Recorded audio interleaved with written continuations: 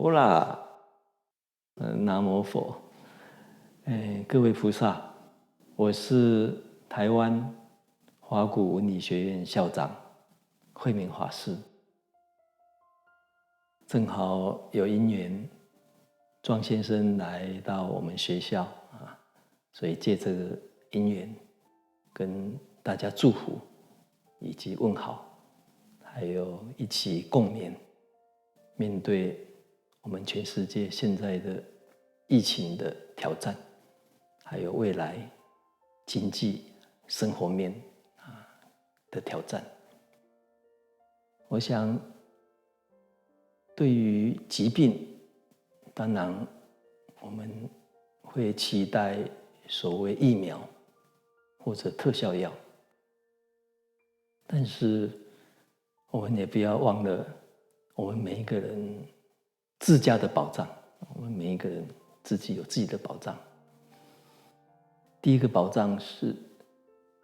我们的宝贝自己的宝贝，自己的保障是我们的健康免疫系统。那也就是要维持健全的免疫系统，我们需要有正确的生活习惯。好的生活习惯，佛教叫戒，戒就是好的生活习惯。那除了我们所说的跟伦理有关系的五戒，能够不要伤害，不要偷盗，不要邪淫妄语这些伦理性的五戒以外，我们也能够保持跟生活健康有关的好的习惯，譬如微笑的习惯，刷牙的习惯，运动的习惯，吃对，睡好，吃对就注意营养的均衡，睡眠能够生活作息正常。那这些好的生活习惯可以让我们的免疫系统就会比较好。这是第一个，我们可以去让我们的自家保障发挥出来。那其实疫苗也是让我们的免疫系统去辨认病菌、病毒来保护我们嘛。所以大家不要忘记了我们一个好的生活习惯的培养。那佛教也说到戒好的生活习惯能够让我们的身心比较稳定，也就是定学。那也有定就有智慧去观察，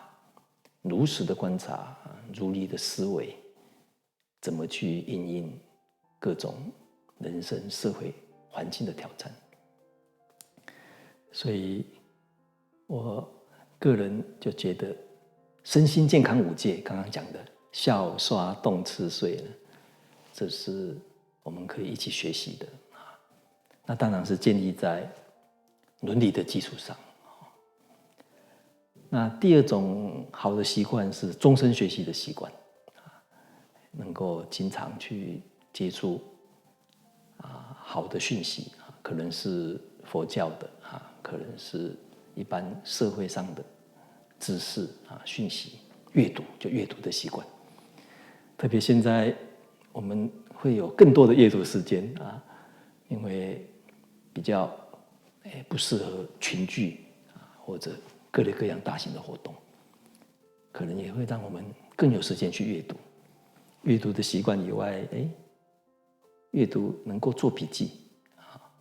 会更踏实正确的养成，就吸收这个知识。因为阅读假如光凭记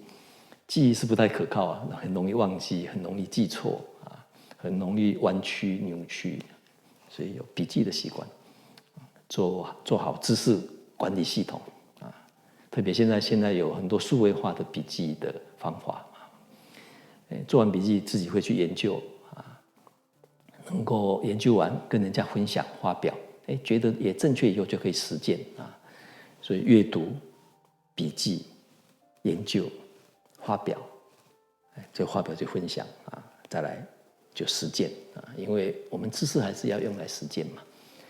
譬如说现在有很多有关于疫苗的传言让大家很不安啊，说有很多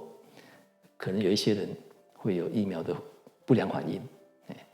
那就造成大家恐慌，就不敢打疫苗。但是你假如对疫苗有正确的知识，譬如知道现在的疫苗其实是比以前传统第一代的疫苗可能是更安全的，因为它是用 messenger RNA 的这个病毒的这个部分，只有它的 messenger RNA 的部分来做疫苗的话，其实是比以前整个病毒来做疫苗其实还更安全。那你只要有这方面的知识呢，你就比较不会听到一些传播上说有什么反应呢，就会抗拒啊。所以知识的正确流通透明，这个都是我们学习